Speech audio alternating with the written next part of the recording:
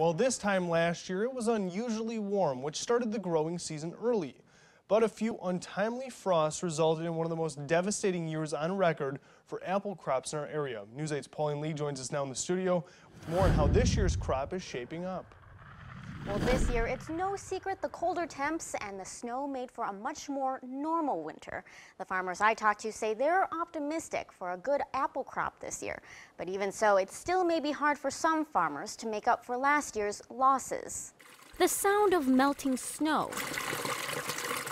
and the sight of pruning shears is a good sign this time of year. This is the way winter and spring's supposed to be. Tom Ferguson is owner of Ferguson's Morningside Orchard in Galesville. With last year's unseasonably warm winter, Ferguson knew he was in for a tough growing season. We already had several days that were in the 80s, and the leaves were already popping out on the trees. And at that time, we already knew we were doomed because just with normal April temperatures, frost was inevitable. An early frost killed 90% of his apple crop last year. We survived.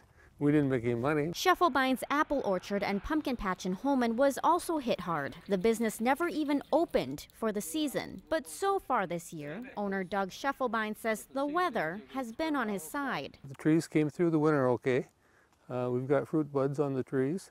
We hadn't had the real warm weather that we had last year, so we got a chance of having a crop. And both farmers are optimistic for a good apple season. We're much happier than we were this time last year, that's for sure. We'll have apples to sell, and we hopefully will sell twice as many pick-your-own as we did 2 years ago. But even with a good crop outlook, it may be a while yet before these farmers can fully recover from last year. You know, it kind of evens out after a while. In some ways, it'll take us a few years to recover from that, but it's the kind of thing where we expect, it's farming, so we do expect to get hit every once in a while.